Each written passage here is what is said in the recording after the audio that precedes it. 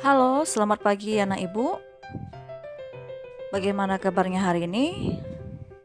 Harapan ibu kita selalu dalam keadaan sehat sehingga kita dapat melakukan aktivitas sepanjang hari ini. Sebelum memulai pembelajaran, alangkah baiknya berdoa dulu. Oke, kita akan lanjutkan materi kita mengenai aspek kebahasaan pada teks laporan hasil observasi.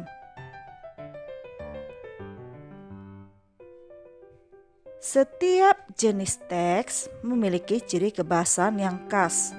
Begitu pula dengan teks laporan hasil observasi. Nah, apa sajakah yang termasuk ciri kebahasaan teks laporan hasil observasi? Adapun ciri kebahasaan teks laporan hasil observasi meliputi penggunaan kalimat definisi, penggunaan verba, penggunaan nomina, penggunaan konjungsi, penggunaan istilah, penggunaan huruf kapital, tanda koma, dan tanda titik, dan terakhir penggunaan imbuhan asing. Kita akan membahasnya satu persatu. Perhatikan dan simak dengan baik.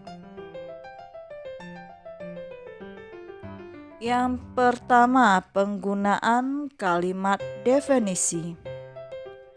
Bagian awal dari sebuah teks laporan hasil observasi pada umumnya diawali dengan kalimat definisi, yaitu kalimat yang memberikan penjelasan umum tentang suatu benda, hal, aktivitas, dan hal lainnya. Kalimat definisi sering digunakan dalam kalimat laporan dan merujuk pada sebuah istilah teknik atau ilmiah tertentu. Kalimat definisi bermanfaat membantu pembacanya untuk mengetahui atau memahami istilah-istilah yang sering muncul dalam tulisan. Contoh, buah pisang merupakan salah satu jenis buah yang kaya akan kandungan vitamin dan mineral. Contoh yang kedua, pisang adalah nama umum yang diberikan pada tumbuhan terna raksasa berdaun besar memanjang dari suku Musaceae. Nah, perhatikan. Jadi, yang dimaksud kalimat definisi dalam kalimat tersebut menggunakan kata merupakan adalah. Sampai di sini paham? Oke, kita akan lanjutkan. Yang kedua, penggunaan verba.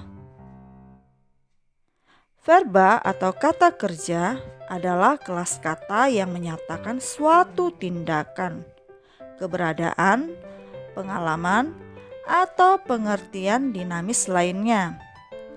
Jenis kata ini umumnya menjadi predikat dalam suatu frasa atau kalimat. Contoh, menangis, bermain, makan, dan masih banyak yang lain. Yang ketiga, penggunaan nomina. Nomina atau kata benda adalah kelas kata yang tidak dapat bergabung dengan kata tidak. Misalnya, kata buah adalah nomina karena tidak mungkin dikatakan tidak buah.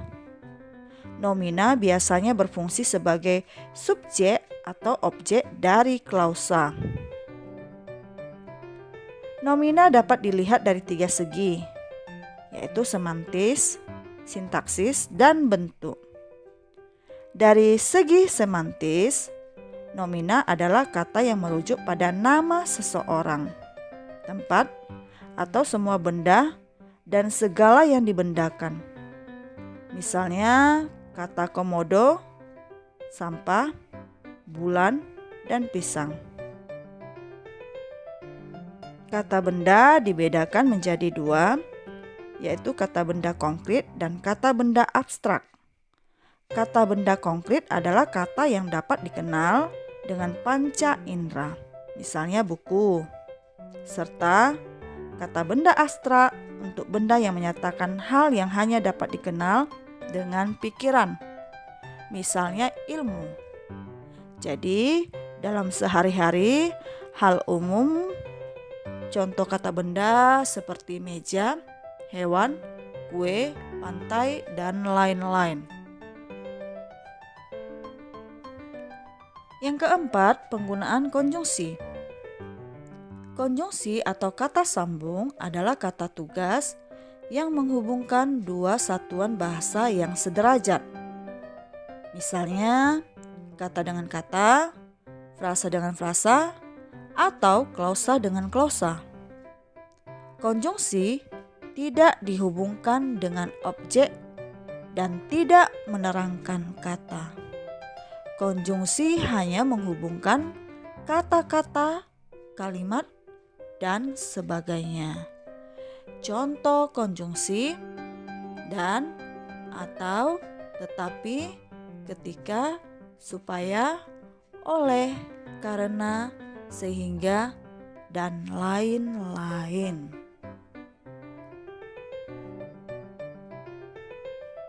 Yang kelima, penggunaan istilah. Ayo, siapa yang masih ingat apa itu yang dimaksud dengan istilah? Oke, istilah adalah kata atau gabungan kata yang dengan cermat mengungkapkan makna konsep, proses, keadaan, atau sifat yang khas dalam bidang tertentu. Contohnya, kita ambil dari istilah biologi. Dalam kamus biologi, insekta artinya serangga. Lepidoptera artinya sayap yang bersisi. Nah, sampai di sini apakah kamu paham, Nak? Ya, Ibu rasa paham ya. Kita lanjut. Yang keenam, penggunaan huruf kapital, tanda koma, dan tanda titik. Huruf kapital disebut juga huruf besar. Huruf kapital adalah huruf yang berukuran dan berbentuk khusus atau lebih besar dari huruf biasa. Biasanya digunakan sebagai huruf pertama kata pada awal kalimat setelah petikan langsung. Huruf pertama nama diri dan sebagainya. Tanda koma dipakai di antara unsur-unsur dalam suatu perincian atau pembilangan. Sedangkan tanda titik adalah tanda baca yang digunakan untuk menandai akhir dari sebuah kalimat. Nah, yang terakhir adalah penggunaan imbuhan asing. Awalan dan akhiran asing banyak digunakan pada istilah-istilah bahasa Indonesia, terutama untuk laporan hasil observasi atau kajian pengetahuan. Nah, di mana imbuhan asing itu ada berupa awalan dan akhiran. Contoh dari awalan asing yaitu antioksidan, antikomunis, antiklimaks, antikarat yang artinya melawan atau bertentangan. Nah, kalau akhiran itu ada akhiran is, di mana akhiran is memiliki makna bersangkutan dengan. Akhiran is merupakan adaptasi dari bahasa Belanda dan bahasa Inggris. Contoh akhiran is biologis, yang artinya berkenaan dengan biologi. Dan yang terakhir ada akhiran isasi, menyatakan proses atau menjadikan sesuatu. Akhiran isasi adaptasi dari bahasa Inggris. Contoh, spesialisasi, globalisasi, naturalisasi. Jadi dalam setiap akhir ada itu penambahan isasi, akhiran isasi. Kalau kata dasarnya tanpa isasi berarti spesial, global, natural. Nah, itu dia ya mengenai imbuhan asing. Sampai di sini kalian sudah paham, Nak? Oke. Kalau ada nanti yang kurang dipahami, boleh ditanyakan kepada Ibu. Selamat belajar dan selamat beraktivitas. Terima kasih.